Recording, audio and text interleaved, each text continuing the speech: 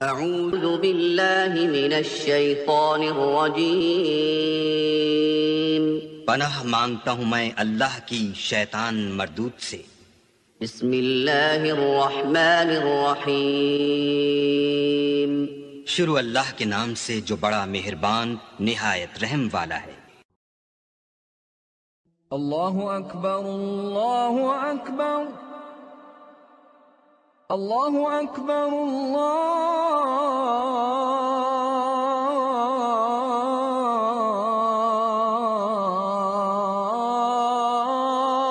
اکبر، اشہد ان لا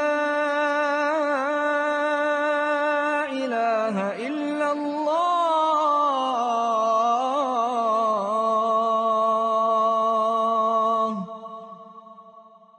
اشہد ان لا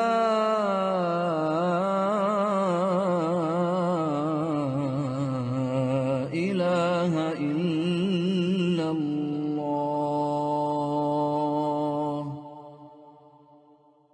اشہد ان محمد رسول اللہ۔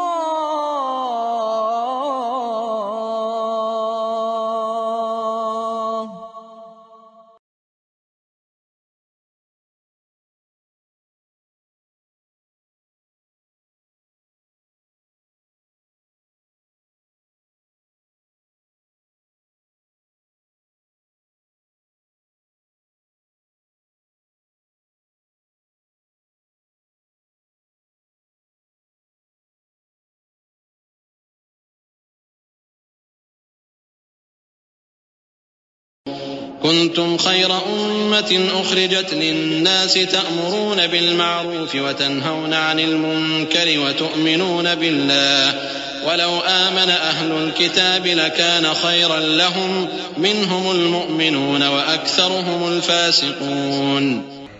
مومنو، تم بہترین امت ہو جسے لوگوں کی ہدایت کے لیے میدان میں لایا گیا ہے کہ تم نیک کام کرنے کو کہتے ہو اور برے کاموں سے منع کرتے ہو اور اللہ پر ایمان رکھتے ہو۔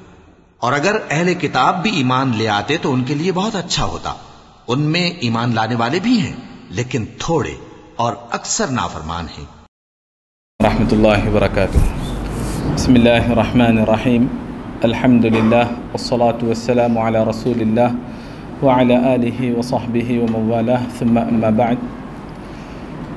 ہم تمام کے لیے بے انتہا فرحت و مسرت کی بات ہے کہ ہمارے درمیان ایک جلیل القدر، عظیم المرتبت، ذی وقار شخصیت مولانا انیس الرحمن اعظمی عمری مدنی حفظہ اللہ تشریف فرما ہیں۔ اللہ تبارک و تعالیٰ نے آپ کو گوناگو صلاحیتوں سے سرفراز کیا۔ ہندوستان کے نامور جامعات اور مختلف ادارے آپ کی شخصیت سے فیضیاب ہوئے، لہٰذا یہ ہم تمام کے لیے سعادت مندی کی بات ہے کہ اللہ تبارک و تعالیٰ نے اس شخصیت کو ہمارے لیے فراہم کیا تاکہ ہم ان سے مستفید ہو سکے۔ آپ تمام سے درخواست ہے کہ مکمل توجہ کے ساتھ، دل جمعی کے ساتھ، دلچسپی کے ساتھ درس کو سماعت کریں۔ سوالات اگر ہو تو نوٹ کریں، اگر موضوع کے علاوہ بھی کسی کے پاس دیگر سوالات ہو تو انشاءاللہ درس کے اختتام پر کچھ وقفہ دیا جائے گا جس میں آپ شیخ سے استفادہ کر سکتے ہیں۔ میں بڑے ہی ادب کے ساتھ شیخ سے التماس کرتا ہوں کہ وہ تشریف لائیں اور خطاب فرمائیں۔ جزاکم اللہ خیرا۔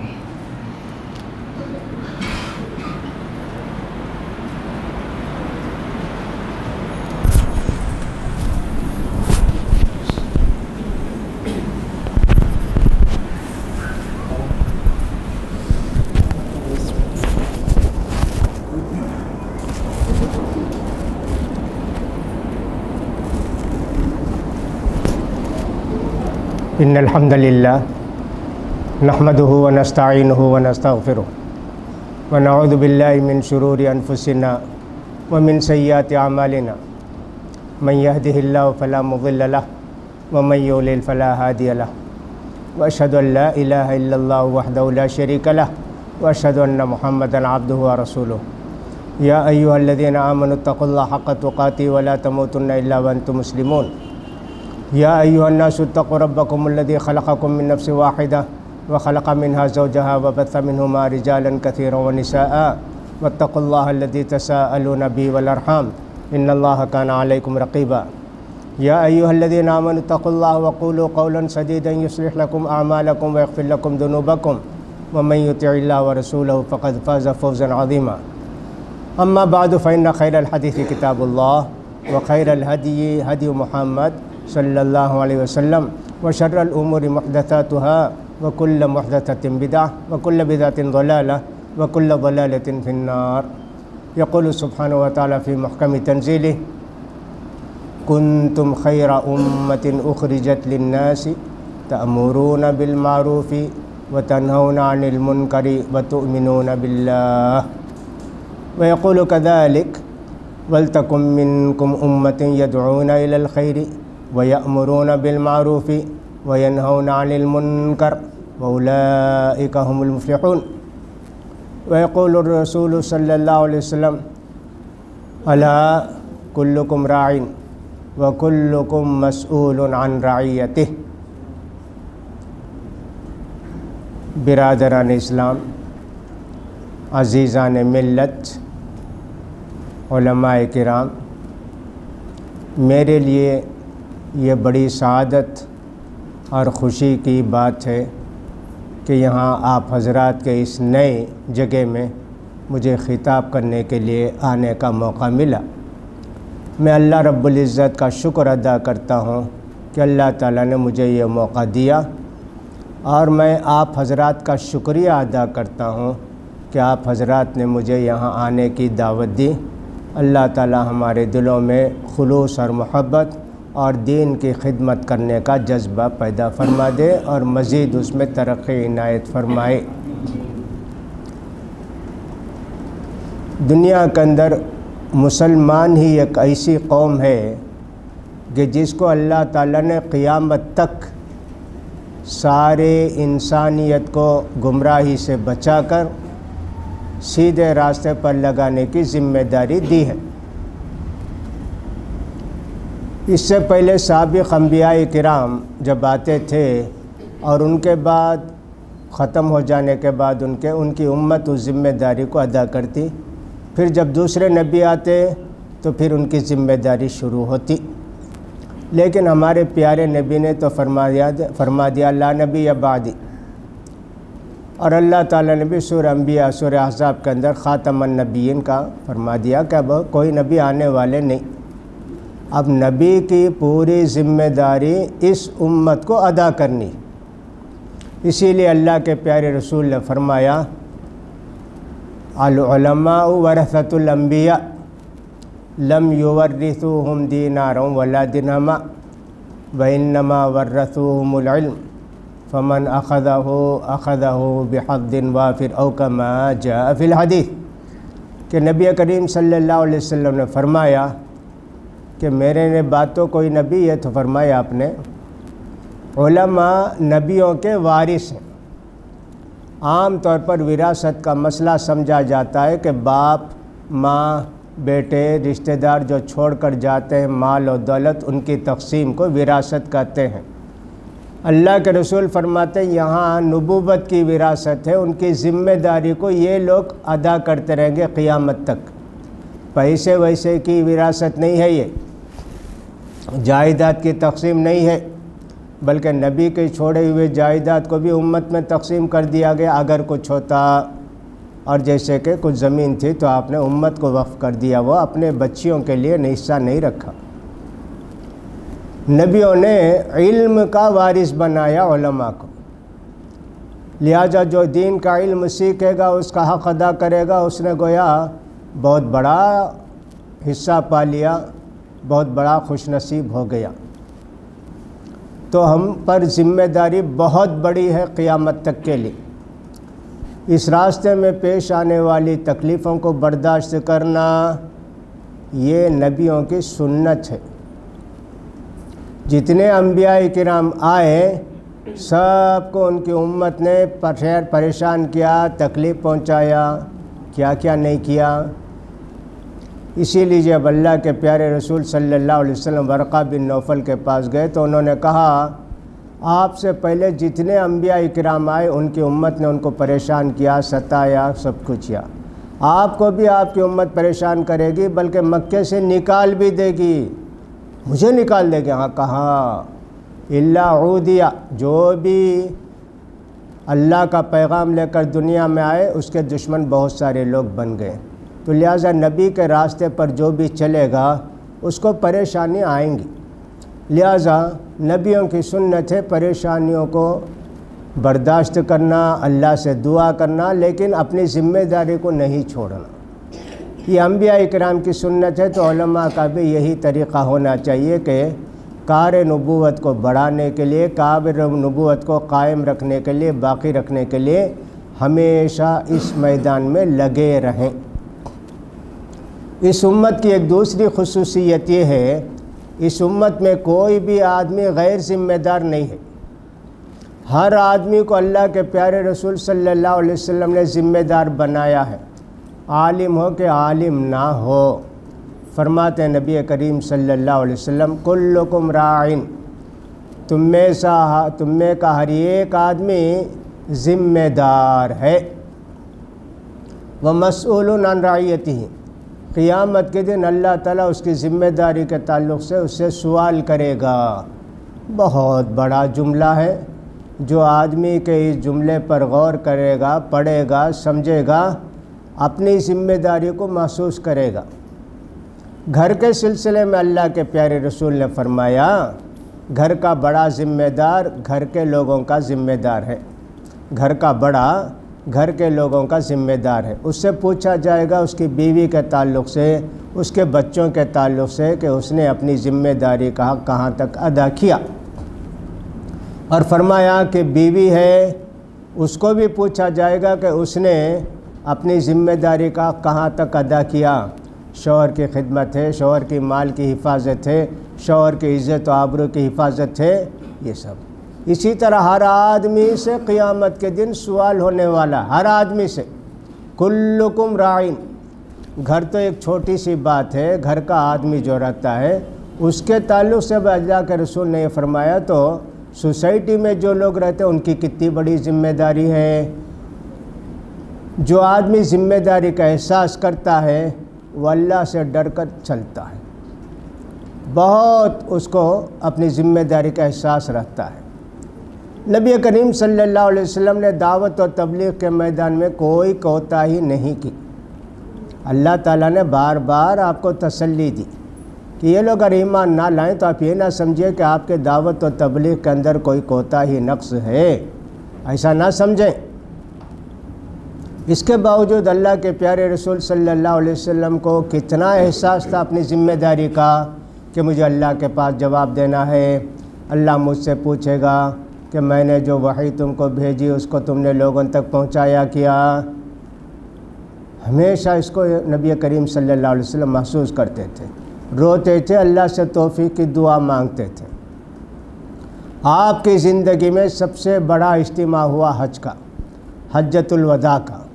اس وقت اللہ کے پیارے رسول صلی اللہ علیہ وسلم نے پوچھا قیامت کے دن اللہ تعالیٰ تم سے میرے تعلق سے پوچھنے والا ہے، فماذا انتم قائلون، تم اللہ کو کیا کہو گے؟ کیا میں نے تم کو اللہ کا پیغام پہنچا دیا؟ اس میں کوئی نقص ہے؟ بتاؤ جی سب لوگ۔ سارے لوگوں نے یک زبان ہو کر کہا قد ادیت الامانہ ونصحت الامہ وجاہدت فی اللہ حق جہادہ، یہ اللہ کے رسول آپ نے اللہ کا پیغام پہنچا دیا، اس میں کوئی کوتاہی نہیں کی، جو امانت اللہ نے آپ کے سپرد کی اس کو آپ نے لوگوں کو پہنچا دیا۔ اب اللہ کے پیارے رسول فرماتے اللہم اشہد، اللہم اشہد، اللہم اشہد، اللہ تو گوارہ، اللہ تو گوارہ، اللہ تو گوارہ۔ یہ ذمہ داری کا احساس تھا کہ اسی دنیا میں لوگوں نے گواہی دی کہ اللہ کے رسول نے حق ادا کر دیا دعوت اور رسالت کا، تبلیغ کا، جو کچھ اللہ نے آپ کو دیا تھا پہنچا دیا، کوئی امانت آپ نے چھپائی نہیں۔ یہاں جو کچھ تھا علم وہ سب کے لیے تھا، یہاں سینہ بسینہ چلے آنے والا علم کوئی نہیں تھا۔ لوگوں کا خیال تھا کہ اللہ کے رسول نے اپنے گھر والوں کو کچھ خاص باتیں بتائی ہیں۔ حضرت علی نے کہا نعوذ باللہ، ایسی کوئی بات نہیں جی، جو باتیں سب کو بتائی اللہ کے رسول نے وہی بات مجھے بھی بتائی۔ البتہ ایک آدمی کسی کو قتل کر دے تو 100 اونٹ دینا ہے نا، وہ اونٹ کی تفصیل مجھے اللہ کے رسول نے لکھائی، یہی ایک چیز ہے دیکھو۔ اور کوئی بات اللہ کے رسول نے اپنے خاندان والوں کو خصوصیت کے ساتھ نہیں کہی۔ تو اللہ کے رسول کو کتنا بڑا احساس تھا کہ یہ ایک ذمہ داری اللہ نے میرے سپرد کی ہے، اس ذمہ داری کو ادا کرنا ہے، اتنا بڑا احساس تھا بھائی۔ آپ کے خلفائے راشدین بھی اسی طریقے پر چلتے تھے۔ حضرت ابو بکر صدیق رضی اللہ تعالیٰ عنہ آپ کے بعد خلیفہ بنائے گئے۔ خلافت کو سنبھالنا آپ کا کام ہے، لیکن اس ذمہ داری کے عوض ہم اگر کوئی دنیا سے پیسہ لے لے، فلاں لے لے، تو کہیں ایسا نہ ہو کہ صاحب ہماری ذمہ داری کا حق ادا نہ ہو۔ اس لیے خلیفہ بننے کے بعد حسب معمول کپڑے کی گٹھری اپنے سر پر لاد کر مارکیٹ جانے لگے۔ لوگوں نے پوچھا کہاں جا رہے ہیں امیر المومنین؟ کہا کپڑا بیچنے کے لیے بھائی۔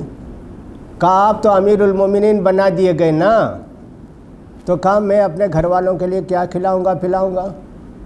وہ ایک الگ ذمہ داری ہے، یہ گھر والوں کو پالنا الگ ذمہ داری، دونوں ذمہ داری کا احساس ہے۔ دیکھیے گھر والوں کو پالنے کی ذمہ داری کا بھی احساس ہے کہ گھر والوں کو کھلانا پلانا یہ بھی میری ذمہ داری ہے، اور دوسری بات یہ کہ صاحب اس خلافت کو سنبھالنا یہ بھی ذمہ داری ہے۔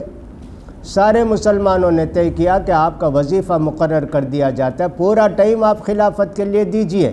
حضرت ابو بکر نے پورا وقت خلافت کے لیے دیا، اور بقدر کفاف جتنا مختصر سے مختصر آپ بیت المال سے لے سکتے تھے اتنا لیتے تھے۔ ذمہ داری کا احساس کیسا تھا؟ اللہ کے رسول صلی اللہ علیہ وسلم نے اپنی وفات سے پہلے ایک لشکر تیار کیا تھا بھیجنے کے لیے کہ صاحب روم کا بہت بڑا لشکر تیار ہوا ہے مسلمانوں کو ختم کرنے کے لیے، اور زید بن حارثہ کو قتل شہید کر دیا گیا تھا، اس کا بھی بدلہ لینا تھا، اس کے علاوہ جعفر طیار کو بھی، اور اس طرح عبداللہ بن رواحہ کو بھی ان لوگوں نے شہید کر دیا تھا۔ ان کے بیٹے جن کی عمر 18 سال تھی اسامہ بن زید، ان کو آپ نے لیڈر اور کمانڈر بنایا اس جنگ کے لیے۔ ابھی وہ لشکر مدینے سے باہر بھی نہیں گیا، اتنے میں انتقال ہو گیا اللہ کے پیارے رسول صلی اللہ علیہ وسلم کا۔ اب سارا لشکر تجہیز و تکفین کے لیے واپس چلا آیا۔ مدینے کا حالات بہت زیادہ سنگین تھے۔ خطرہ اس بات کا تھا کہ صاحب اگر یہ لشکر گیا تو مدینے کے اطراف جو قبائل ہیں اور جو منافقین ہیں کئی سالوں کے مسلمانوں پر چڑھ دوڑیں اور ان کو ختم کرنے کی کوشش کریں، عزت و آبرو پامال کریں۔ حضرت عمر جیسے بہادر آدمی نے بھی حضرت ابو بکر کو مشورہ دیا کہ صاحب مشورہ تو اس وقت یہ ہے آپ اس لشکر کو مت بھیجیے، کچھ دن کے لیے ملتوی کیجیے، پھر اس کے بعد بھیجیے۔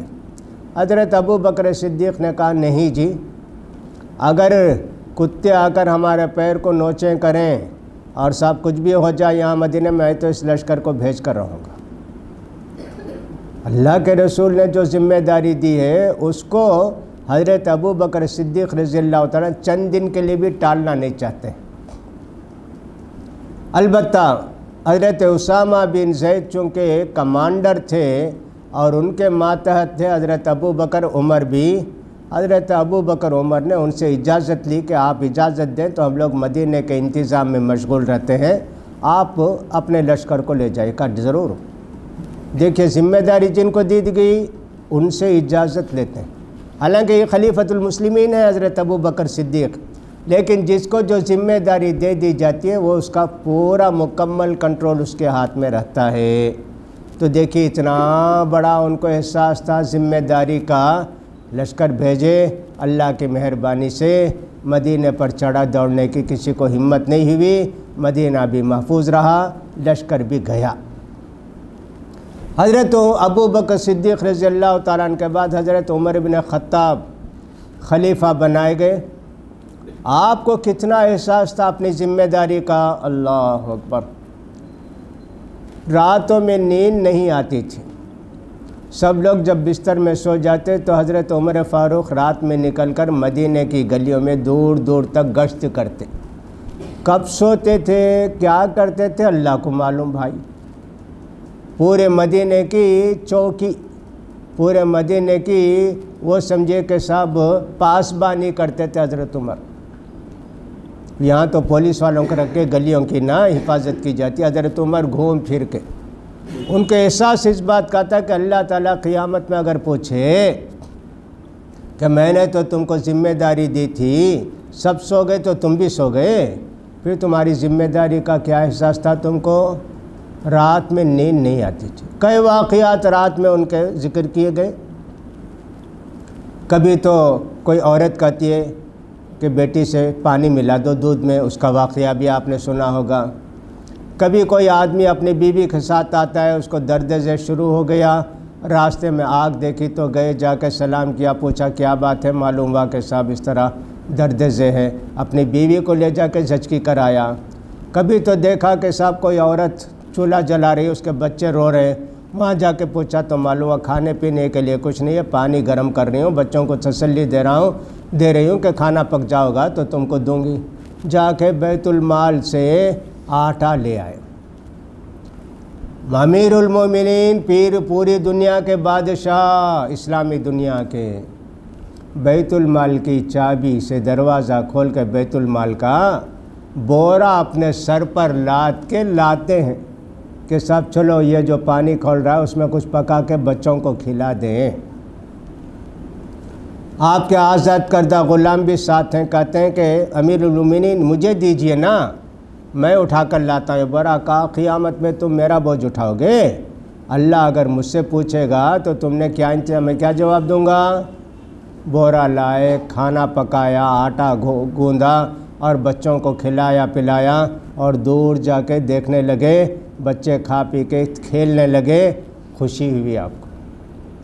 کہتے تھے کہ صاحب اگر دجلہ کے کنارے کوئی بکری بھی مر گئی تو اللہ مجھ سے پوچھے گا عمر تم کو امیر المومنین بنایا تھا، فلاں جگہ بکری مر گئی بھوکی پیاسی، تم نے اس کا خیال نہیں کیا؟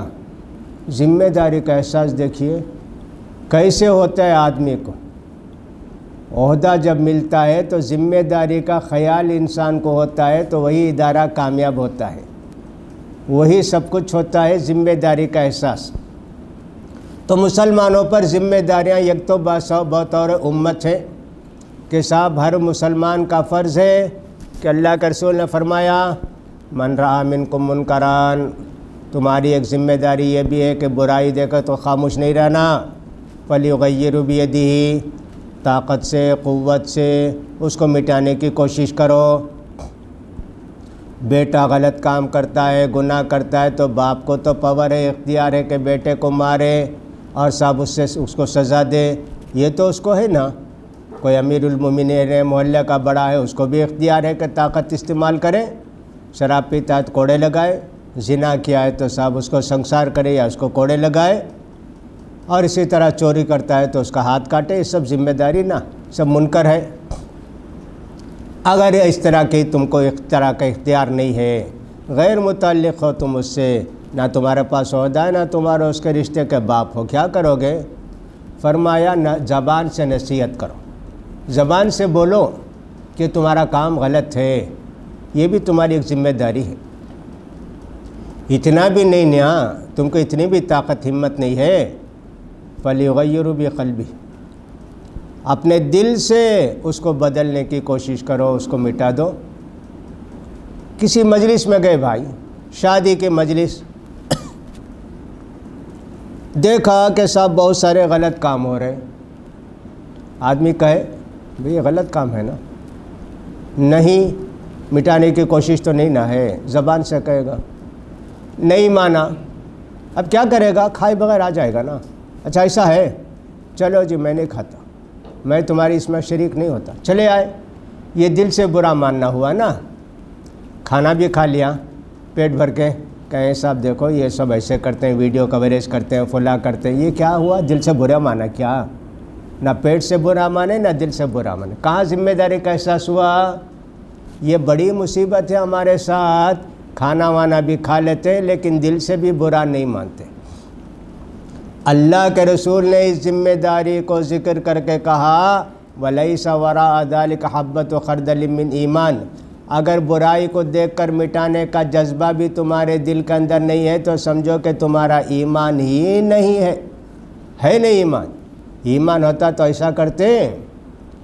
آدمی کسی راستے سے گزرتا ہے، اگر بدبو آتی ہے پیشاب گندگی کی، ناک پکڑ کے چلے جاتا ہے نا، وہیں رہ کے کہتا بہت خراب بدبو آتی ہے، تو اس کا مطلب ایک بدبو تم کو برداشت ہے، برائی تم کو برداشت ہے، تو لہٰذا جس چیز کو تم نے غلط دیکھا وہاں سے چلے آنا چاہیے نا۔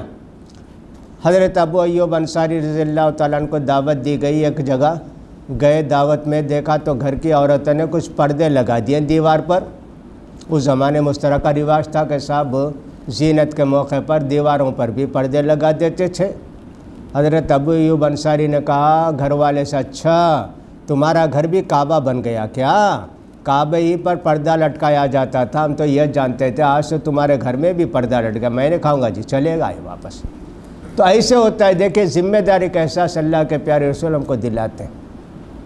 آج پوری خرابی مسلم معاشرے کے اندر اس ذمہ داری کے احساس کا فقدان، اس ذمہ داری کو ہم نے بھلا دیا۔ ہم ذمہ دار ہیں، ہم نہیں سمجھے ہمارے اوپر کوئی ذمہ دار ہے، ہر آدمی یہی سمجھتا ہے، یا سمجھتا ہے کہ مجھ پر کوئی نگہبان ہی نہیں ہے، اسی لیے آدمی عہدہ لیتا ہے، ذمہ داری کا خیال نہیں کرتا ہے۔ مسجد کے ذمہ دار ہیں، ان کو کتنی ایک سا فکر ہونا چاہیے کہ مسجد میں آباد کریں، لوگوں کو بلائیں، نماز کے لیے جو ہے انتظام کریں، فلاں سب کام کریں۔ یہ نہیں کہ صاحب مسجد کی ذمہ داری تو قبول کر لیا، صرف ایک آمد و خرچ کتنا ہوا، کتنا بچا، کتنے لائٹ لگائے اور کتنے اسپیکر لگائے، کتنے اے سی لگائے، یہ تھوڑی ہے جی، یہ تو ظاہری زیب و زینت ہوئی۔ اچھا خطیب، اچھا امام ہو، مسجد میں لوگ جمع ہو، مسجد میں کوئی بدعت کا کام نہ ہو، غلط کام نہ ہو، اس کی ذمہ داری ہے نا۔ اللہ کے رسول صلی اللہ علیہ وسلم نے ایک مرتبہ ذمہ داری کا احساس دلایا، اور ذمہ داری کی میں کوتاہی کرنے کی وجہ سے قیامت کے اندر کیا کچھ ہوگا اس کو بتایا۔ زکوٰۃ وصول کرنے کے لیے اللہ کے رسول بھیجا کرتے تھے لوگوں کو، جاؤ جی زکوٰۃ وصول کر کے لاؤ۔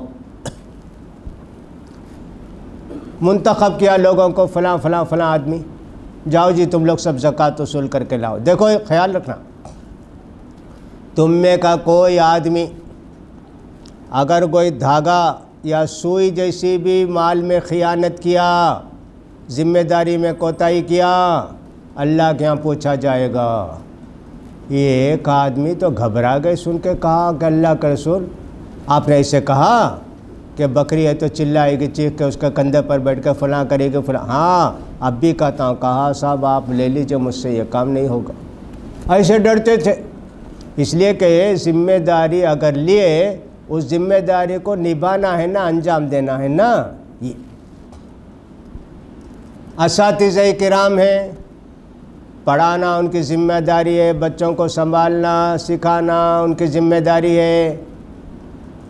اگر اس میں کوتاہی کریں، بغیر محنت کے پڑھائیں، بغیر تیاری کے پڑھائیں، غلط سلط پڑھائیں، ان کو احساس ہوگا کیا کہ اللہ نے مجھے جو ذمہ داری ہے میں کوتاہی ہو رہی ہے، قیامت کے دن مجھے کیا ہوگا، اللہ پوچھے گا۔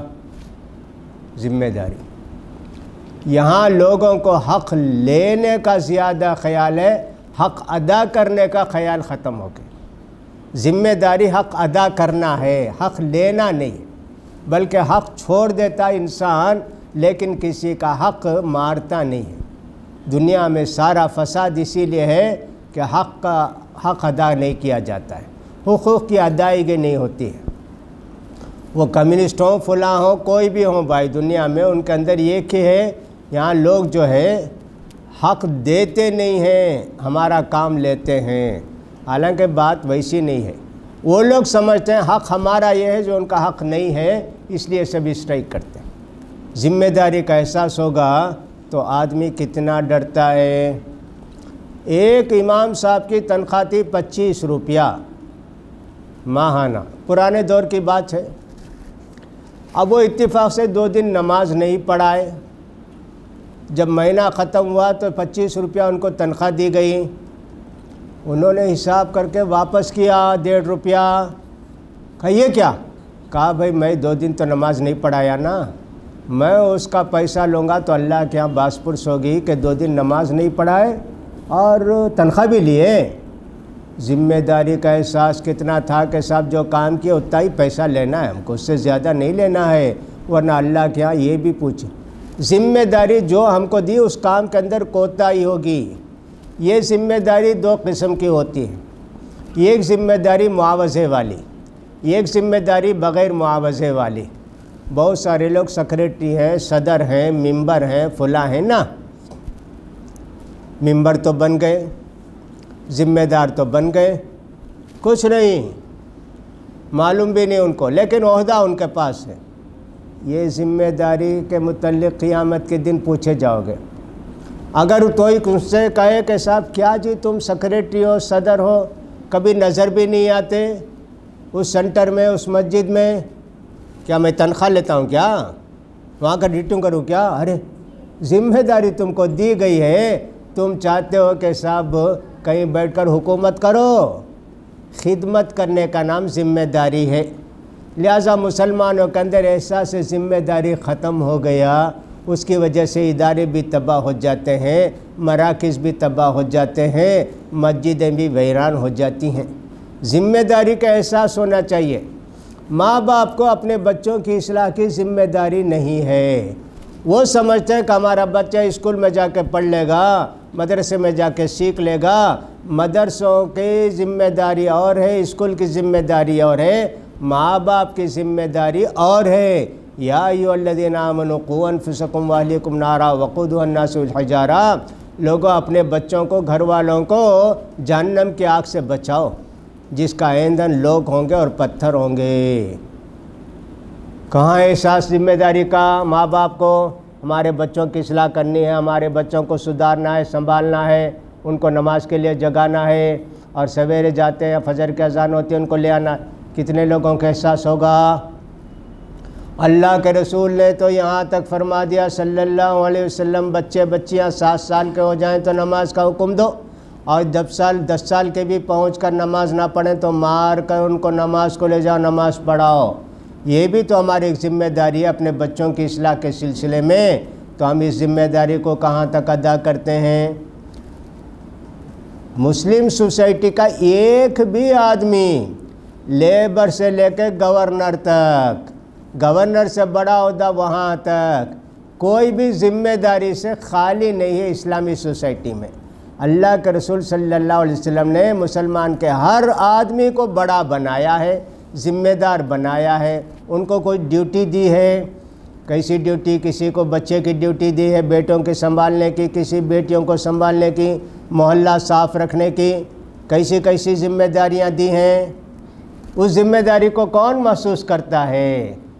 اس کی وجہ سے اللہ کے ہاں کتنی سخت باس پوس ہوگی۔ اللہ اکبر۔ کہا نبی کریم صلی اللہ علیہ وسلم نے، آدمی کے لیے یہی کافی ہے اپنے آپ کو ضائع کر دے، اپنے آپ کو ضائع کر دے، تباہ و برباد کر دے، آدمی کے لیے ہی کافی ہے۔ لوگوں نے پوچھا وَكَيْفَ يُضَيِّعُ يُذَلِّلُ نَفْسَهُ یا رسول اللہ، کوئی آدمی اپنے آپ کو ذلیل کیسے کر لیتا ہے اللہ کے رسول؟ تو فرمایا کہ صاحب جس کی طاقت نہیں ہے وہ سب عہدہ لے لیتا ہے، عہدہ لے لیتا ہے، کام نہیں کرتا ہے۔ آج بھی ہم دیکھتے ہیں بہت سارے لوگوں کے لیٹر پیڈ، کبھی دعوت نامہ کبھی آتا ہے، کچھ بھی آتا ہے تو لکھے رہتے ہیں ان کے عہدے۔ ایک صفحہ ختم ہو جائے آخر میں PTO بھی لکھتا ہے، دوسرے صفحے میں بھی ان کے عہدے دیکھیے۔ عہدے تو اتنے، کام کیا ہے کچھ بھی نہیں، صرف عہدہ لے لیا۔ پوچھتے ہیں کیا جی عہدہ اتنا تھا؟ ارے صاحب وہ آ کے بنا دیے، چندہ لینا تھا بنا کے چلے گئے۔ کچھ لوگ بنا دیے جاتے ہیں، کچھ لوگ لڑ کر بھی لیتے ہیں۔ ذمہ داری کا احساس میرے بھائیوں، جس آدمی کو ذمہ داری کا احساس ہو تو انشاءاللہ اس کا گھر بھی آباد ہوگا، اس کا محلہ بھی آباد ہوگا، اور جس ادارے سے وہ منسلک رہے گا وہ ادارہ بھی کامیاب ہوگا۔ اللہ کے ہاں امانت بہت بڑی چیز ہے، دنیا میں سب سے پہلے امانت ختم ہوگی، اس کا بھی احساس ہونا چاہیے نا کہ ہم کو قیامت کے دن پوچھا جائے گا۔ کتنے لوگ ایسا ہوں گے کہ نیکی کے کاموں پر چندہ کرتے ہیں اور خود کھا جاتے ہیں، کوئی ادارہ بنائے، کوئی مدرسہ بنائے، کوئی یتیم خانہ بنایا، کوئی اور بنایا، معلوم ہوا کہ اتنا لایا، خود اتنا کھایا اور اتنا صرف کیا۔ یہ ذمہ داری تو یہ تھی کہ جب تم نے ایک ادارہ بنایا، ایک ادارہ قائم کیا ہے کہ صاحب اس کا حق ادا کرتے، اس کی امانت ادا کرتے، اس کو محسوس کرتے کہ اللہ کے ہاں مجھے ایک ایک پائی کا حساب دینا ہے۔ حضرت عمر رضی اللہ تعالیٰ نے ایک مرتبہ اپنے غلام سے کہا جی بھوک تو بہت لگی ہے، کچھ لاؤ پلا دو کھلا دو، جی برداشت نہیں ہوتی ہے۔ دنیا کے سب سے بڑے بادشاہ حضرت عمر ابن خطاب رضی اللہ تعالیٰ، پورے اسلامی دنیا کے امیر المؤمنین، ویسا ایک آدمی کتنا اس کو بھوک لگ رہی ہے کہ صاحب برداشت نہیں ہو رہی ہے، جا کے اس نے غلام نے دیکھا کہ صاحب اونٹنی ہے، دودھ لا کے دے دیا کہ صاحب جاؤ پی لو۔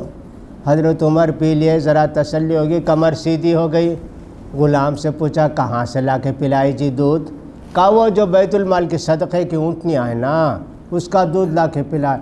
ارے وہ تو غریبوں کا مال ہے جی، غریبوں کے لیے وہ صدقے کی اونٹنیاں ہیں، مجھے لا کر کھلائے پلائے۔ انگلی ڈالے قے کیا، انگلی ڈالے قے کیا، انگلی ڈالے قے کیا۔ اب اس کا انگلی ڈالتے ہیں تو کچھ نکلتا ہی نہیں ہے۔ اللہ سے کہ اللہ جو کچھ حرام میرے پیٹ میں گیا تھا اس کو نکالنے کی مقدور بھر میں نے کوشش کی، اب کچھ نہیں نکل رہا ہے اللہ، اگر کچھ چلا گیا ہے خون میں مل گیا ہے تو اللہ تو مجھے معاف کر دے۔ دیکھیں ذمہ داری لے کے یہ آدمی یعنی اس سے فائدہ اٹھاؤں، یہ سوچتا ہے اس کو فائدہ کیسے پہنچاؤں میں، یہ ذمہ داری کا احساس ہے۔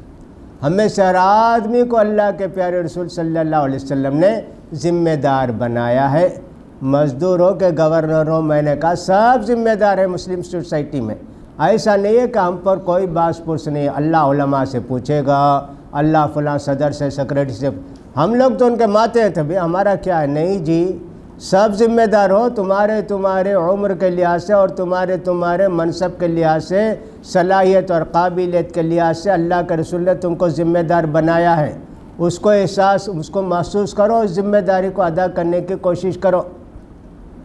اسی لیے اللہ کے پیارے رسول صلی اللہ علیہ وسلم نے ان ذمہ داریوں کو کبھی حقوق سے تعبیر کیا کہ ایک مسلمان کے دوسرے مسلمان پر 5 حق ہیں۔ جب ملو تو سلام کرو، جب بیمار پڑ جائے تو اس کی عیادت کرو، جب اس کا انتقال ہو جائے تو اس کے جنازے میں شرکت کرو، اور جب وہ چھینک کر الحمدللہ کہے تو تم اس کی چھینک کا جواب دو، اور اگر وہ تم کو دعوت دے تو اس کی دعوت کو قبول کرو۔ یہ بھی ایک ذمہ داری ہے کہ ہمارے مسلمان بھائی کا حق ادا کریں۔ پڑوسی کے تعلق سے اللہ کے رسول صلی اللہ علیہ وسلم نے فرمایا کہ پڑوسی کا حق ادا کرنا ہے۔ ما زال جبریل یوصونی بالجار حتی ظننت انہ سیورثہ۔ جبریل علیہ السلام جب بھی آتے کہتے محمد پڑوسی کا خیال کرو، پڑوسی کا خیال کرو۔ اللہ کے رسول فرماتے ہیں میں نے سمجھا کہ آئندہ آئیں گے تو جبریل علیہ السلام شاید یہ حکم لائیں گے اگر تم مر گئے تو تمہارے مال میں پڑوسی کا بھی حق ہے، لیکن وہ لائے نہیں ویسا حکم، لیکن تاکید ہمیشہ کی اللہ کے رسول صلی اللہ علیہ وسلم اس حق کو ادا کرنے کے لیے، اس ذمہ داری کو ادا کرنے کے لیے کہا واللہ لا یؤمن واللہ لا یؤمن واللہ لا یؤمن۔ قیل من یا رسول اللہ؟ قال الذی لا یمن جارہ بوائقہ۔ قسم سے جی وہ شخص مومن نہیں ہو سکتا، وہ شخص مومن نہیں ہو سکتا، وہ شخص مومن نہیں ہو سکتا۔ کہا کون ہے اللہ کا رسول؟ فرمایا جو اپنے پڑوسی کو پریشان کرے، اس کا حق ادا کرنے کے بجائے اپنی ذمہ داری محسوس کرنا نا، کوئی مالدار ہے اور اس کے بغل میں کوئی رہتا ہے غریب، اس کا خیال کرنا چاہیے نا، نہیں خیال کرتا۔ یہ بھی ایک ذمہ داری ہے کہ مالدار غریبوں کا خیال کرے۔ ذمہ داری سے مالدار بھی نہیں چھوٹے، غریب بھی نہیں چھوٹے، مزدور بھی نہیں چھوٹا، ماں بھی نہیں چھوٹی، باپ بھی نہیں چھوٹے، بچے بھی نہیں چھوٹے، کوئی نہیں چھوٹے جی۔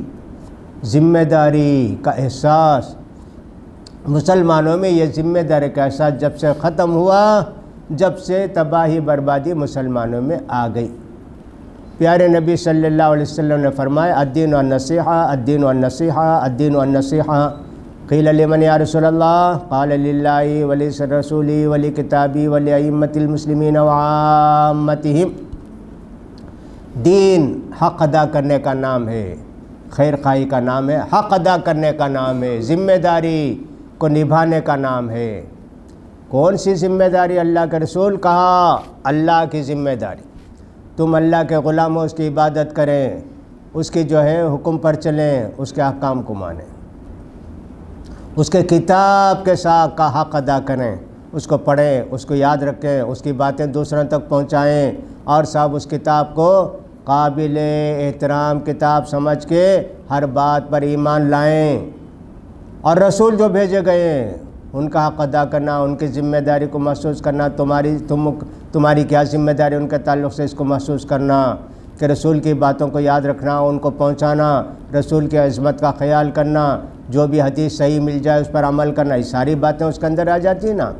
اتنا ہی نہیں، مسلمانوں کا ذمہ دار ہوگا، وہ صحیح کسی سینٹر کا ذمہ دار ہو، کسی مسجد کا، مرکز کا، مدرسے کا ہو، اس کے ساتھ اس کی ذمہ داری، اس کا حق ادا کرنا، اس کی بات کو ماننا جو شریعت کے خلاف نہ ہو، اس کے ساتھ ہمیشہ تعاون کرتے رہنا، یہ سب سمجھ رہے ہیں۔ اتنا ہی نہیں، سارے مسلمانوں کی ذمہ داری ادا کرنا، ان کا حق ادا کرنا بھی تم لوگوں کو پر فرض ہے۔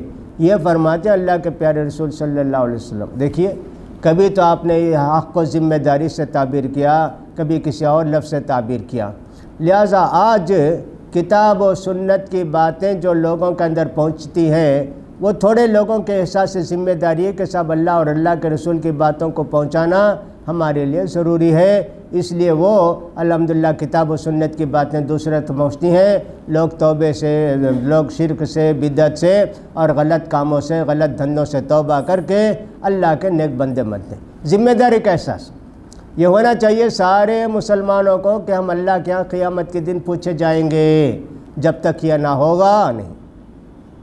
ذمہ داری کا احساس کبھی تو اللہ کے پیارے رسول اللہ سے بتایا، عن معاذ بن جبل رضی اللہ تعالیٰ عنہ قال قال رسول اللہ صلی اللہ علیہ وسلم لا تزول قدم عبد یوم القیامت حتی یسأل عن 40 عن ماله من أين اكتسبه فيما عن عمره فيما أفناه عن شبابه فيما أبلاه عن ماله من أين اكتسبه فيما أنفقه وماذا عمل بما علم۔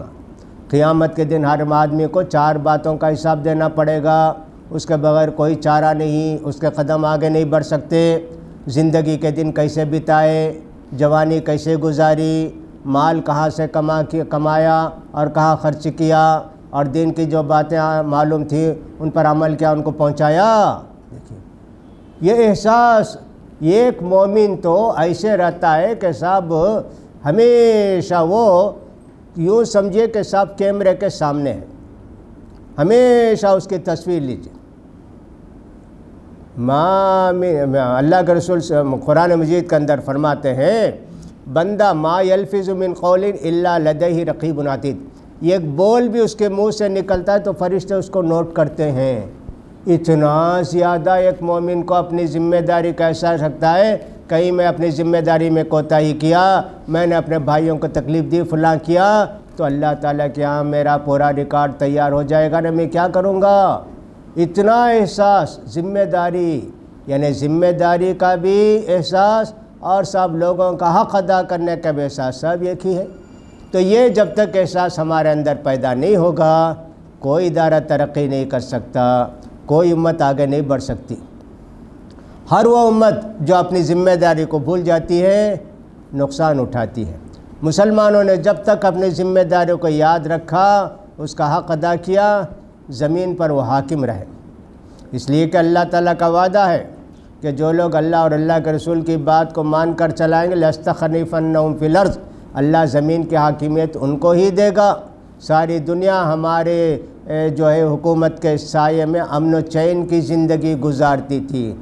جب سے 1924 سے کسی بھی طرح کی مرتی دم توڑتی خلافت تھی، اس کے ختم ہونے کے بعد دنیا کے اندر جو بد امنی آئی، قیامت تک جب تک مہدی علیہ السلام نہیں آئیں گے، یہ ایسی رہے گی دنیا، تباہی، بربادی، فساد فی الارض کا سلسلہ۔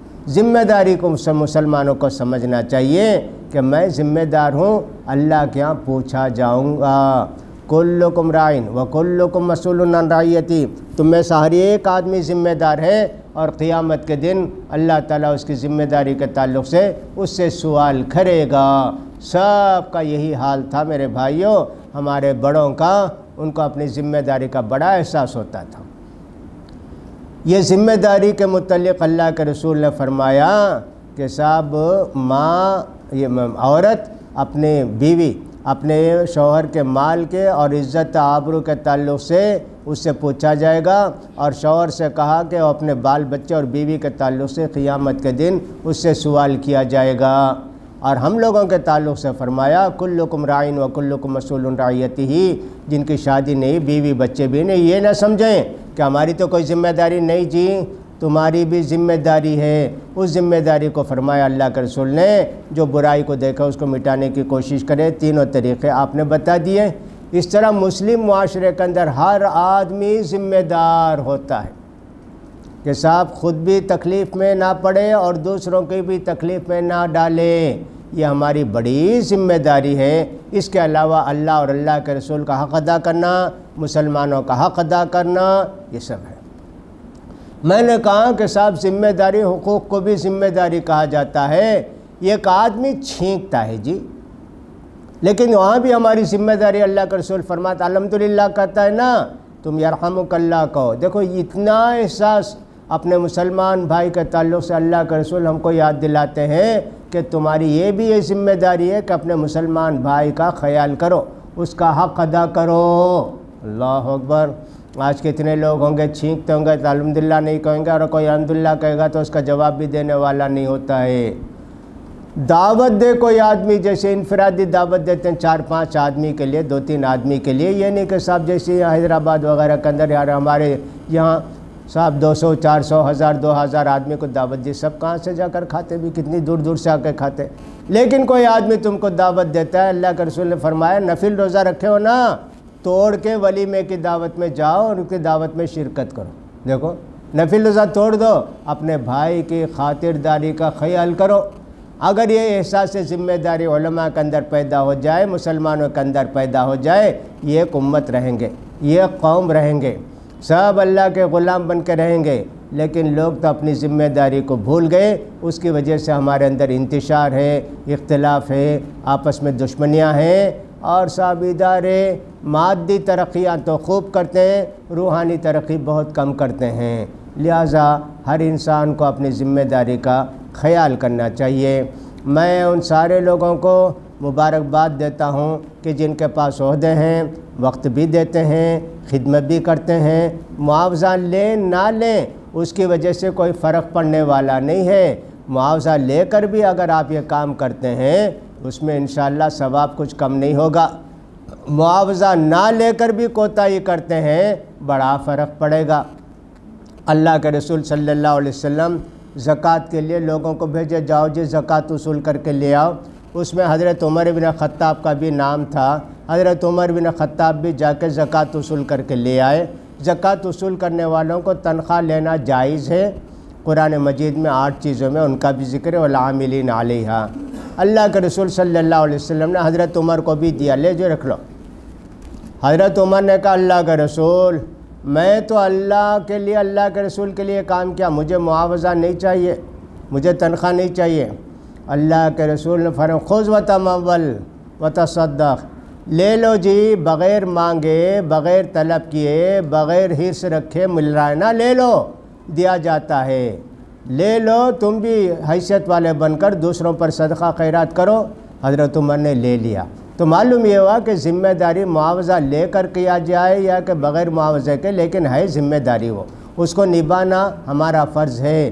یہ ایک ذمہ داری اداروں کی، یہ ایک ذمہ داری سوسائٹی کی، یہ ایک ذمہ داری گھر والوں کی، اور یہ ایک ذمہ داری پوری مسلم امہ کی۔ یہ ساری ذمہ داری اللہ نے ہر مسلمان پر عائد کی ہے۔ لہٰذا ہم کو چاہیے کہ جہاں بھی رہیں مسلمان بن کے رہیں، ذمہ دار بن کے رہیں، بڑوں کی سنیں، ان کی باتوں پر عمل کریں، علماء کی سنیں، ان کے ماتحت بن کے رہیں۔ جب چل کر مسلم قوم کے اندر بیداری آئے گی، اتحاد اتفاق قائم ہوگا، اختلاف دور ہوں گے، دشمنیاں دور ہوں گی۔ اللہ سے دعا ہے کہ اللہ تعالی ہم سب کو ذمہ داریوں کا احساس دلائے اور اپنی ذمہ داری کو محسوس کر کے ان ذمہ داریوں کو پوری کرنے کے اللہ ہم سب کو توفیق نصیب فرمائے۔ وآخر دعوانا الحمدللہ رب العالمین۔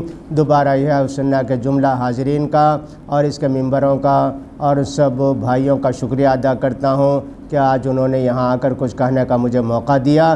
اللہ تعالیٰ جو کچھ ہم نے کہا ہے اس پر عمل کرنے کے بھی ہم کو توفیق نصیب فرمائے اور اللہ تعالیٰ ایمان اور اسلام کی حالت میں رکھ کر اپنے پاس بلا لے۔ وآخر دعوانا ان الحمدللہ رب العالمین۔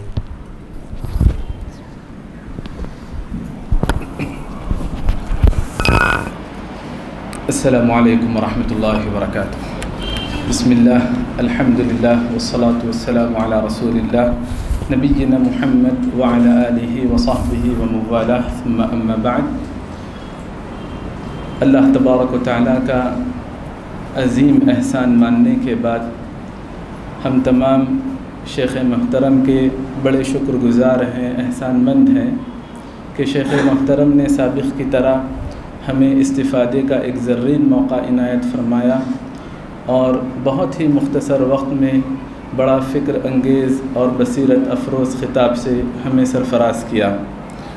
ہم مستقبل میں بھی شیخ محترم کے قدوم میمنت لزوم کے آرزومند ہیں اور اللہ تبارک و تعالیٰ سے دعا گو ہیں کہ اللہ تبارک و تعالیٰ شیخ کو صحت و عافیت کے ساتھ خیر و برکت کے ساتھ رکھیں اور شیخ کی ساری خدمات کو شرف قبولیت سے سرفراز کرے اور آخرت کا بہترین ذخیرہ بنا دیں۔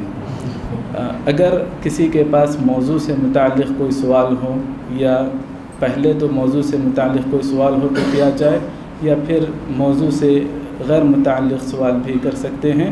کوشش یہ کریں کہ اہم ترین سوالات ہوں جس میں احساس ذمہ داری کا پہلو مضمر ہو۔ جزاکم اللہ خیرا۔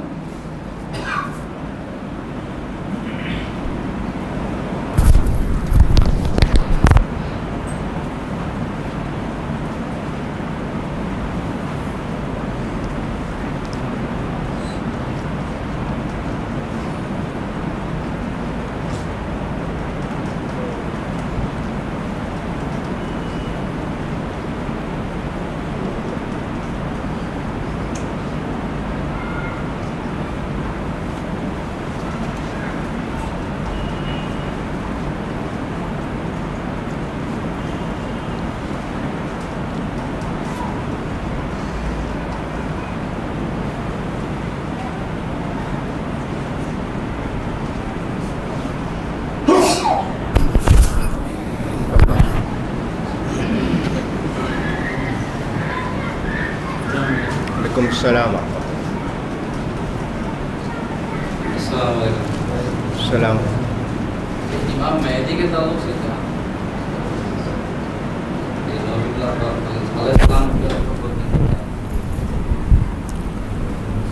اللہ کے رسول صلی اللہ علیہ وسلم نے فرمایا ہے کہ قیامت کے قریب زمانہ اتنا خراب ہو جائے گا، اس زمانے میں اللہ تعالیٰ ایک رجل صالح کو، نیک آدمی کو بھیجے گا جس کا نام محمد ہوگا اور اس کے والد کا نام عبداللہ ہوگا۔ وہ آ کے دنیا کے اندر اصلاح کا کام کریں گے اور اللہ مسلمانوں کو نیک بنائے گا، اللہ کے بندوں کو نیک بنائے گا، زمین سے بارش برسے گی اور ہر چیز کی فراوانی ہو جائے گی۔ لوگ آ کر اس سے مانگیں گے، کچھ بھی گن کر نہیں، مٹھی میں بھر بھر کر دے گا، اللہ اتنی خیر و برکت سے نوازے گا۔ اور اس کے بعد حضرت عیسیٰ علیہ السلام کا زمانہ آئے گا۔ مہدی علیہ السلام کے تعلق سے جو حدیثیں آئی ہیں، کافی حدیثیں ہیں، حد تواتر کو پہنچی ہوئی ہیں، اس لیے ان حدیثوں کو ماننا ہمارے لیے ضروری ہے، لہٰذا ان کا انکار نہیں کرنا چاہیے۔ بعض لوگ مہدی علیہ السلام کے ان حدیثوں کا انکار کرتے ہیں، لیکن غلط بات ہے، حدیثیں بہت آئی ہیں مہدی علیہ السلام کے تعلق سے، اس لیے اس فکر کو ماننا ضروری ہے۔ ہر زمانے میں لوگوں نے اپنے آپ کو مہدی ثابت کرنے کی کوشش کی کہ میں ہی مہدی زماں ہوں، لیکن اس کے بعد تو عیسیٰ علیہ السلام بھی نہیں آئے، دجال بھی نہیں آیا۔ معلوم ہوا کہ ایسے لوگ جھوٹ بولتے تھے، تو جھوٹے تو بہت آتے، نبوت کا بھی جھوٹا دعویٰ کرنے والے تھے اور دوسرے بھی جھوٹا دعویٰ کرنے والے تھے۔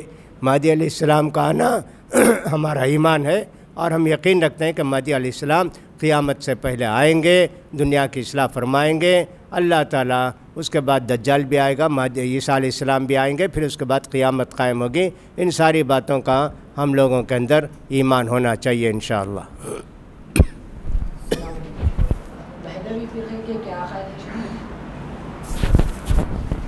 مہدوی فرقے بیشتر کہ میں نے کہا بہت سارے لوگ مہدی پیدا ہوئے، اپنے آپ کو مہدی بتائے۔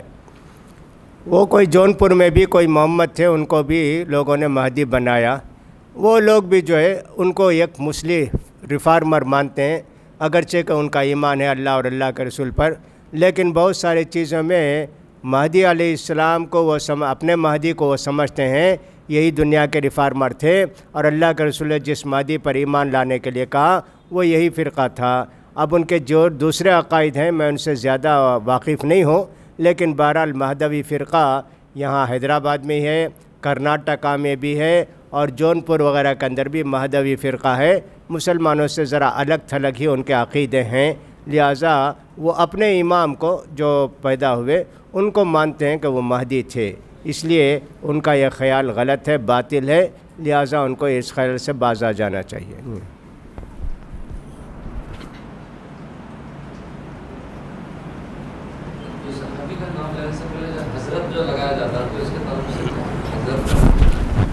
بہت ساری چیزیں ہیں ہم لوگوں کی زبان سے بے ساختہ نکل جاتی ہیں، حضرت، حضور، یہ ساری چیزیں ہماری نہیں ہیں، ہم لوگ ان کو استعمال نہ کریں تو اچھا ہے۔ ہمارے پاس نہ حضرت ہے نہ حضور ہیں، لیکن زبان سے بے ساختہ نکل جاتا ہے، اس لیے کہ سنتے سنتے یا کہ پڑھتے پڑھتے ہماری زبان پر بھی آ جاتا ہے، لہٰذا حضرت کہنا بھی ہمارے لیے ٹھیک نہیں ہے۔ بہت سارے چیزیں ایسی ہیں کہ معنی اس کا اصل میں کچھ رہتا ہے، استعمال کی وجہ سے حقیقت بدل جاتی ہے۔ جیسے ہمارے اردو کے اندر مرحوم کا لفظ ہے، جو آدمی وفات پا گیا اس کو مرحوم کہتے ہیں، بہت برا لفظ ہے مرحوم۔ آپ کو کیا معلوم کہ اللہ ان کو بخش دیا، کیسے کہتے ہو مرحوم؟ رحمت اللہ علیہ کہو، رحمہ اللہ کہو، یہ نہ کہہ کے ہم مرحوم کہتے ہیں۔ اردو میں مرحوم کا معنی ہے وفات ہو گئی ان کے، لیکن عربی میں اس کا مطلب ہے کہ اللہ ان کو معاف کر کے جنت بھیج دیا، جبکہ کسی کو اختیار نہیں کہ صاحب مرحوم کہے، کیسے معلوم کہ اللہ تعالیٰ ان کو بخش دیا، جنت میں بھیج دیا۔ اسی طرح حضرت کا مطلب بھی اردو میں جناب کا استعمال کر لیا گیا، لیکن ہماری اصطلاح نہیں تھی، ہم لوگوں نے حضرت کہنا شروع کر دیا، اگر اس سے بچیں تو زیادہ بہتر ہے۔ اسی طرح اللہ کا لفظ ہونا چاہیے، خدا کا لفظ استعمال نہیں کرنا چاہیے، لیکن کثرت استعمال سے ہم لوگ بھی خدا کا لفظ استعمال کر لیتے ہیں، بے ساختہ زبان سے نکل جاتا ہے، لہٰذا خدا تو نہیں کہنا چاہیے۔ وَلِلَّهِ الْأَسْمَاءُ الْحُسْنَى، اللہ کے نیک نام ہیں، انہی کو یاد کرو، انہی کو بلاؤ، لہٰذا اللہ کہیں تو زیادہ بہتر ہے۔ لیکن ہمارے خود علماء نے بہت ساری جگہ خدا کا لفظ استعمال کیا، اس معنی میں کہ خدا اللہ کے معنی میں بولا بچ جاتا ہے، لہٰذا بعض الفاظ کا اگر معنی دیکھیں تو غلط ہے، استعمال دیکھیں تو صحیح معلوم ہوتا ہے، اس لیے ایسا لفظ حضرت ابو ہریرہ، حضرت امام مالک، حضرت ابی، اس طرح کے ہمارے زبان سے بھی نکل جاتا ہے۔ جناب کے معنی میں احترام کا ایک لفظ سمجھ کے، یہ نہیں کہ وہ حاضر ہیں، وہ یہاں سنتے ہیں، اس معنی میں نہیں ہے ان کا استعمال۔ السلام علیکم شیخ، آج کل لوگ جمہوریت، ڈیموکریسی کو طاغوتی نظام کہتے ہیں، اور یہ کہتے ہیں کہ ووٹ ڈالنا جو ہے سو شرک ہے، کیونکہ اللہ تعالیٰ قرآن نے فرمایا اگر تم اکثروں کو مانو گے تو تم گمراہ ہو جاؤ گے، اور علماء کا بھی بولتے ہیں کہ جمہوریت شرک ہے، تو کیا جواب دینا چاہیے؟ اللہ کے قانون کے علاوہ جو بھی قانون ہوگا وہ طاغوتی نظام ہے، وہ کوئی بھی قانون ہو، اللہ کے مقرر کردہ قانون کے علاوہ جو بھی قانون ہوگا اس کو کہتے ہیں طاغوتی نظام، غیر شرعی نظام اس کو کہتے ہیں۔ یہ ایک بات یہ ہوئی۔ دوسری بات یہ ہے کہ صاحب اس نظام کی جو کہ اسلامی نظام نہیں ہے، اس نظام کی تائید کرنا گویا برائی میں ان کا ساتھ دینا ہے، گویا اللہ کے حکم میں دوسروں کو مداخلت کرنے کا حق دینا ہے، لہٰذا ایسے انتخاب میں حصہ لینا شرک ہے، ووٹ ڈالنا شرک ہے، ایسا کچھ لوگ سمجھتے ہیں۔ بات ایسی نہیں ہے، بات ایسی ہے صاحب، ایک ملک کا ایک دستور ہے، اگر وہ دستور اسلام کے خلاف نہ ہو اس دستور کو ماننا چاہیے۔ ہر وہ دستور جو اسلام کے خلاف نہ ہو اس کو ماننا ہے۔ کیا ماننا ہے؟ ماننا دو طرح کا ہے۔ ایک ماننا تو یہ کہ اس پر عمل کرنا ہے، دوسرا مطلب یہ ہے کہ اس کا دستور اس کے پاس اس پر عمل نہیں کریں گے۔ جیسے حکومت کا یہ قانون ہے کہ کوئی بھی لڑکا تیار ہو کے شادی کر لے تو وہ شادی ہم مانتے ہیں۔ حکومت کا ایک دستور ہوگا، قانون ہوگا، ہم اس کو نہیں مانیں گے، وہ اسلامی قانون نہیں ہے۔ ہمارے بچے کوئی کریں گے تو ہم برداشت نہیں کریں گے اس کو، یہ ہے۔ تو اس طرح دوسری باتیں ہیں، روڈ کی صفائی، اسپتال کی تعمیر اور فلاں، تو یہ سب تو نیکی کے کام، اچھے کام ہیں، ان میں ساتھ دیتے ہیں۔ اتنا پیسہ دیجئے، فلاں دیجئے، ان سب کے غریبوں کی مدد کرنا ہے، اتنا ٹیکس تمہارا لیں گے، کریں گے، اس میں کیا ہے؟ برا کام کرنے کے لیے تو ہم ساتھ نہیں دیں گے۔ یہاں ہمارے لیے جو پریشانی ہے وہ یہ ہے کہ صاحب ہم دو دشمنوں کے درمیان ہیں، سمجھیں تھوڑی دیر کے لیے۔ ایک بڑا دشمن ہے، ایک چھوٹا دشمن ہے۔ ایک دشمن کہتا ہے میں تمہاری گردن اڑا دوں گا، اور دوسرا دشمن کہتا ہے میں تمہارا ہاتھ کاٹوں گا۔ آپ کیا کریں گے؟ دو دشمن ہیں، آپ جو کہیں ہاتھ کاٹے گا، کہو ہاتھ کاٹ لو جی، زندگی تو رہے گی، ایک ہاتھ سے تو کام کرتا رہوں گا۔ دونوں دشمن ہیں، اب اس میں کسی ایک کو اختیار کرنا ہے۔ دونوں کو اختیار نہیں کریں گے تو جان لینے والا آئے گا نا۔ اس لیے میں سمجھتا ہوں کہ ووٹ ڈالنا حق ہے، واجب ہے، ضروری ہے، عورتوں کے لیے بھی، مردوں کے لیے بھی۔ اس کو کہتے ہیں احون البلیتین، دو برے مصیبتوں میں سے چھوٹی مصیبت کو اختیار کرنا۔ اخف الضررین، دو بڑے نقصانوں میں سے ایک چھوٹے نقصان کو اختیار کرنا، یہ ضروری ہے۔ ووٹ ہی نہیں ڈالیں گے، اللہ کے یہاں باس پرس ہوگی کہ تم نے ووٹ نہیں ڈالا، اس کی وجہ سے بڑا دشمن مسلمانوں کا حکومت میں آیا۔ وہ پوچھو گی ہمارے ہاں، چھوٹے دشمن کو لا کر بڑے دشمن سے بچ سکتے تھے نا، تم ووٹ نہیں ڈالے تو بڑا دشمن آیا اور تمہاری مسجدوں کو تباہ کیا اور صاحب تمہارے لیے ایسا کیا۔ وہ اللہ کے یہاں پوچھو گی، یہ نہیں پوچھو گی ووٹ کیوں ڈالے۔ ہم تو اچھے آدمی کو لانے کے لیے ووٹ ڈالے، سوائے اس نظام کو مانتے نہیں ہم، جس کے اندر یہ ہے کہ صاحب ہجڑے بھی اگر آ گئے تو وہ بھی جج بن جائیں گے، کلکٹر بن جائیں گے، سپریم کورٹ کے جج بن جائیں گے، جیسے کہ سپریم کورٹ کا پاس ہوا، اس کو ہم نہیں مانتے کہ وہ تیسری جنس ہے جی، ان کے لیے ہمارا کوئی قانون اسلام میں نہیں ہے۔ حکومت یہ نہیں کہتی ہے کہ صاحب تم کو جو ہے ماننا پڑے گا، اقرار کرو آؤ، نہیں، حکومت قانون بناتی ہے عوام کا خیال کر کے، اس قانون کو ہم نہیں مانتے، ہم تو اللہ اور اللہ کے رسول پر کے قانون پر چلنے والے ہیں، اس پر عمل کرتے ہیں۔ حکومت اگر کہ اذان نہیں دینا، نماز نہیں پڑھنا تو ہم سب لڑیں گے، جان دے دیں گے، یہ ہمارا حق ہے، شریعت نے ہم کو حق دیا ہے۔ لہٰذا دو بڑے دشمنوں سے بچنے میں دیکھنا ہے کہ جو اب دو بڑے دشمن، ایک چھوٹا دشمن ایک بڑا دشمن ہے، دو دشمنوں میں ایک چھوٹا ایک بڑا ہے، چھوٹے دشمن کو لا کے بڑے دشمن کو ہرانا یہ ہماری ذمہ داری ہے۔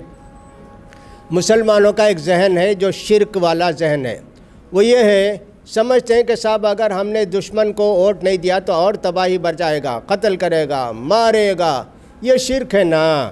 اللہ کے سوا کسی سے ڈرنا نہیں چاہیے، الخوف من غیر اللہ شرک، اللہ کے سوا دوسروں سے ڈرنا شرک ہے۔ دوسری طرف مسلمانوں کا یہ خیال، فلاں ہے تو مسلمانوں کا اتنا خیال کریں گے، اتنا دے دیں گے، فلاں کریں گے، ایسا کریں گے، یہ بھی شرک ہے نا۔ توکل اللہ پر رکھنا چاہیے۔ تو یہ شرک میں مبتلا ہے مسلمان، ووٹ دیتے وقت ہمیشہ یہ سوچتے ہیں فلاں آئے گا تو صاحب ٹھیک رہے گا، فلاں آئے گا تو نقصان پہنچائے گا۔ اللہ نے کہا وَمَن يَتَوَكَّلْ عَلَى اللَّهِ فَهُوَ حَسْبُهُ، اللہ پر جو بھروسہ رہے گا وہ اللہ اس کے لیے کافی ہو جائے گا۔ يَنْصُرْكُمُ اللَّهُ فَلَا غَالِبَ لَكُمْ وَإِن يَخْذُلْكُمْ فَمَنْ ذَا الَّذِي يَنْصُرُكُم مِّن بَعْدِهِ، اللہ تمہاری مدد کرے تو کوئی تمہارے اوپر حاکم نہیں بن سکتا، اور اگر اللہ تعالیٰ تم کو چھوڑ دے گا تو پھر تمہارا کوئی حاکم بھی نہیں بنے گا، یعنی تم آپس میں لڑتے مرتے کٹتے رہو گے۔ اور اللہ تعالیٰ نے یہ بھی فرما دیا کہ صاحب مسلمانوں کو متحد اور متفق رہنا چاہیے ایسے سارے معاملے میں۔ لہٰذا ہم کو چاہیے کہ صاحب اتحاد کا مظاہرہ کریں، ووٹ میں ضرور شرکت کریں، ووٹ ڈالیں جن کو ہم بہتر سمجھتے ہیں، لیکن یہ نہیں سمجھنا ان کے آنے سے سب کچھ کایا پلٹ ہو جائے گی، دنیا بدل جائے گی، ایسا نہیں سمجھنا۔ بھروسہ اللہ پر ہونا چاہیے، وہی سب کو لائے گا۔ کم من فیۃ غلیلۃ غلبت فیۃ کثیرۃ بإذن اللہ۔ اللہ نے یہ بھی فرمایا ان اللہ لیؤید ھذا الدین بالرجل الفاجر، اللہ تعالیٰ کسی برے انسان سے بھی، یعنی کہ صاحب جو مسلمان نہیں ہے وہ مطلب ہے، کسی غیر مسلم سے بھی اس دین کی مدد کرا دیتا ہے۔ کبھی ایسا ہوتا ہے کہ مسلمان انتخاب میں کھڑا ہوا ہے، معلوم ہے کہ انتہائی غلط مسلمان ہے، رشوت خور ہے، شراب زنا سب کچھ کرانے کو جائز سمجھتا ہے، اور سب مسلمانوں کے خلاف کچھ بھی کرنے کے لیے تیار ہو جاتا ہے، جیسا کہ بہت سارے مسلمان عہدیدار ہوتے ہیں نا، نعوذ باللہ، کیسے مسلمان ہوں گے معلوم نہیں۔ دوسرا ایک آدمی ایسا ہے مسلمان تو نہیں ہے لیکن مسلمانوں کے خلاف کچھ کرنا نہیں چاہتا، شراب نہیں پیتا ہے، رشوت خور نہیں ہے، حرام کاری کو برا سمجھتا ہے۔ ہم مسلمان کو ووٹ نہیں دیں گے، اس کافر کو ووٹ دیں گے، اس لیے کہ یہ کافر ظالم نہیں ہے۔ امام ابن تیمیہ رحمۃ اللہ علیہ فرماتے ہیں ایک فاجر و فاسق کافر کی حکومت اللہ رکھے گا لیکن ظالم کی حکومت اللہ نہیں رکھے گا۔ ظلم اگر مسلمان بھی کرتا ہے حاکم، اس کی حکومت کو اللہ نہیں رکھے گا۔ کافر بھی عدل و انصاف کے ساتھ حکومت کرتا ہے، اس کی حکومت کو رکھے گا۔ لہٰذا اگر دو آدمی الیکشن میں کھڑے ہوں، ایک مسلمان ہے جب بھی اسلام کے خلاف بولنا تھا خوب بولتا ہے، کہتا صاحب 4 شادی صاحب نے ایک ہی شادی، نکاح سب ہو گیا، اس کا طلاق نہیں فلاں، جب چاہے اسلام کے خلاف بولتے رہتا ہے مسلمان، اس کا نام بہترین مسلمان ہوگا کوئی۔ دوسری طرف ایک صاحب کہتا نہیں، مسلمانوں کو اپنے قانون پر عمل کرنے کی آزادی ہونی چاہیے، ہم اس ہندو کو بہتر سمجھتے ہیں، اس کو ووٹ دیں گے۔ یہ ذہن ہونا چاہیے ہمارا کہ صاحب اللہ کے سامنے ہم کو جواب دینا ہے، یہ ایک طرح کی گواہی ہے، امانت ہے ہمارے ذمے کہ صاحب الیکشن میں حصہ لینا اور بڑے دشمن کو ہرانے کے لیے چھوٹے دشمن کا ساتھ دینا، یہ ہمارے لیے فرض ہے، اس کو ہم سمجھتے ہیں۔ یہ سب بہت بڑا موضوع ہے، اس کے متعلق زیادہ نہیں بول سکتے، اتنا میں سمجھتا ہوں کافی ہے انشاءاللہ۔ حافظ صاحب اگر خطاب لگا کے نماز پڑھا رہے ہیں تو ان کے پیچھے نماز پڑھنا نہیں پڑھنا۔ آدمی جب یہ سمجھتا ہے کہ میری نماز اتنی بڑی ہے کہ ان کے پیچھے میری نماز نہیں ہوتی، اس کی نماز نہیں ہوتی۔ آدمی یہ سمجھتا ہے کہ ایک صحیح العقیدہ مسلمان ہے، اس کے پیچھے میری نماز ہوتی ہے، اس کی نماز ہو جاتی۔ بعض لوگ امام کی غلطیاں پکڑنے کے لیے اس کے پیچھے کہتے ہیں صاحب دیکھو داڑھی کاٹتا ہے، دیکھو خضاب لگاتا ہے، دیکھو فلاں دن میں اس کو سنیما میں دیکھا، فلاں دن ایسے کہا، اس کی نماز نہیں ہوتی۔ اپنے آپ کو جو بہت بہتر سمجھتا ہے امام کو چھوٹا سمجھتا ہے۔ اللہ کے رسول نے ایسے نہیں فرمایا تم ان کے پیچھے نماز پڑھو تمہاری نماز اللہ قبول کرے گا۔ حدیث میں یہ ہے امام کی نماز صحیح ہو تو امام کو سارے نمازیوں کا ثواب ملے گا، امام غلط نماز پڑھایا تو سارے نمازوں کی نماز ہو جائے گی، سارے نمازیوں کے گناہ امام کے سر پر ڈالا جائے گا۔ خضاب کا لفظ عام ہے، اللہ کے پیارے رسول نے فرمایا خضاب لگاؤ، یہودی خضاب نہیں لگاتے۔ کیا ہے کالا خضاب بچنے کے لیے اللہ کے رسول نے کہا کالا مت لگاؤ، پیلا لگاؤ، لال لگاؤ، اس کا حکم ہے اللہ کے رسول کی طرف سے خضاب لگانے کا۔ آپ نے یہ نہیں کہا کالا خضاب، صرف یہ کہا خضاب۔ خضاب تو سنت ہے، لگانے کا حکم ہے، لگانا چاہیے خضاب۔ لہٰذا کالا خضاب کوئی لگا کے نماز پڑھاتا ہے تو کوئی حرج کی بات نہیں، انشاءاللہ اس کی نماز ہو جائے گی، آپ کی بھی نماز ہو جائے گی۔ آپ کبھی یہ نہ سوچیں صاحب ان کے پیچھے میری نماز نہیں ہوتی۔ مسلمانوں کے اندر یہ خوارج کا ذہن ہے، خوارج جیسے اپنے آپ کو بہت اونچا سمجھتے سب کو نیچے سمجھتے، ویسا ذہن مسلمانوں میں نہیں ہونا چاہیے۔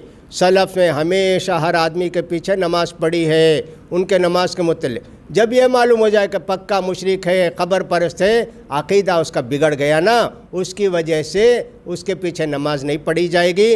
گنہگار امام ہے تو اس کے پیچھے نماز پڑھی جائے گی اگر وہ عقیدے میں صحیح ہے۔ حضرت حسین رضی اللہ تعالیٰ، جب حضرت پھر بولتے ہیں نا، میں نے کہا نا کیسا لفظ آ گیا، حسین رضی اللہ تعالیٰ جب گئے تھے نا وہاں لڑنے کے لیے کہاں کربلا، تو نماز کا وقت آیا تو حسین رضی اللہ تعالیٰ کے ساتھ پورے کتنے ان کے گھر کے 72 آدمی تھے، کچھ لوگ تھے، اور وہاں جو ان کا لشکر آیا تھا عبید اللہ بن زیاد کا، وہ تو ہزاروں میں تھے۔ نماز کا وقت آیا تو ان لوگوں نے کہا حسین رضی اللہ تعالیٰ نے بھائی جی نماز پڑھاؤ۔ حضرت حسین رضی اللہ تعالیٰ قتل کرنے آئے ہیں لیکن کیا کہتے ہیں تم نماز پڑھاؤ جی۔ انہوں نے کہا نہیں آپ اللہ کے رسول کے نماز سے آپ کے پیچھے نماز پڑھیں گے. دیکھو قاتل کے پیچھے بھی حسین رضی اللہ عنہ نماز پڑھنا چاہتے ہیں, لیکن پڑھائے حضرت حسین رضی اللہ تعالیٰ عنہ. تو معلوم یہ ہوتا ہے کہ صاحب اس طرح کا خیال امام کے تعلق سے نہیں رکھنا چاہیے. بھئی وہ فلاں کرتا ہے, سنیما دیکھا ایک دن میں نے اس کو فلاں کیا, بیڑی پیتے ہوئے دیکھا, سگریٹ پیتے ہوئے, داڑھی کاٹتے ہوئے دیکھا, خطاب نہیں جی. اس کی نماز ہو, تمہاری نماز تم اس کے پیچھے ضرور پڑھو. اگر یہ تمہیں امام کو کرو گے ملے گا نہیں ہے, آخر میں سب تمہیں کو امام بنائیں گے. آپ پڑھائیے نماز, آپ کی وجہ سے کوئی نماز امام یہاں نہیں رہتا ہے, آپ کو امام تیار بننا پڑے گا, تیار رہنا پڑے گا اس کے لیے, اس لیے کہ سب سے اچھے بہتر آپ ہی ہوں گے. اللہ بچائے بھی, ایسا فتنہ نہیں ہونا چاہیے. سوال یہ ہے کہ کعبۃ اللہ میں بہت چیزیں معلوم ہے لوگوں کی, بس کعبۃ اللہ کے بنانے سے لے کر کے اب تک کے جو کتابیں ہیں سب معلوم, لیکن یہ حجر اسود ہے یہ اترا کب؟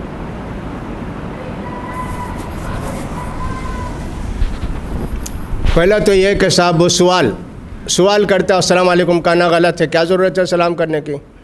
قیامت کی علامت یہ ہے کہ خاص آدمی کو سلام کریں گے. آپ مجھے سلام کریں, میں خاص آدمی ہو گیا. آپ مجلس میں آتے ہیں سلام کرنا لوگوں کا ایک فیشن ہو گیا. السلام علیکم حضرت ایک سوال ہے.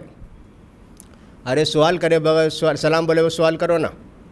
تو ایک بات یہ ہوئی, حجر اسود آدم علیہ السلام لے کر آئے ایسے معلوم ہوتا ہے جنت سے. آدم علیہ السلام پتے ڈھانک کر جسم میں لائے, اور ہو سکتا ہے حجر اسود بھی آیا ہو ان کے ساتھ. تاریخ حجر اسود کی کب آیا کہیں سے ثبوت اس کا ٹھیک سے صحیح حدیث سے نہیں ملا.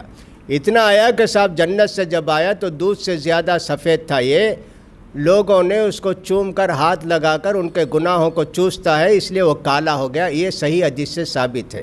کب نازل ہوا اس کی تاریخ ہم کو کہیں صحیح حدیث سے نہیں مل سکی. جی اس کے تعلق سے میں نے پوچھا تھا شیخ سے, انہوں نے کہا کہ ابراہیم علیہ السلام کے وقت ہی نزول ہوا.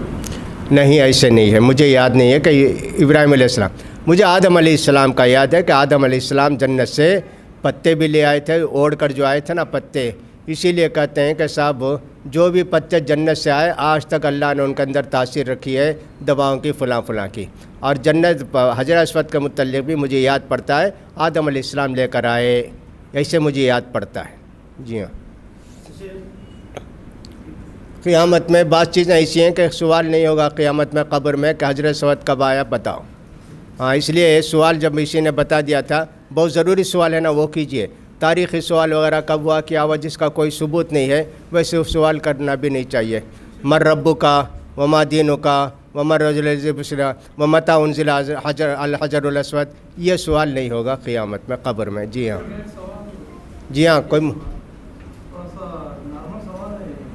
نارمل سوال ہے, فرمائیے.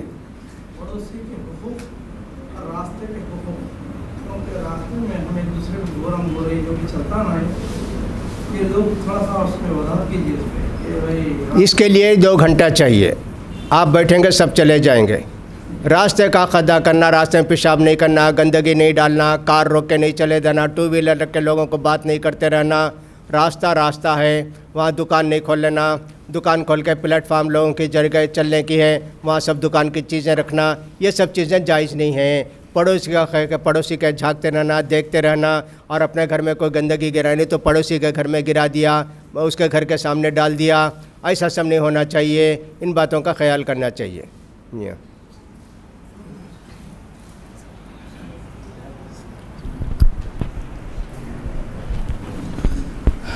اجتماع کی برخاستگی کا اعلان کیا جاتا ہے. سبحانک اللہم و بحمدک اشہد ان لا الہ الا انت استغفرک و اتوب الیک.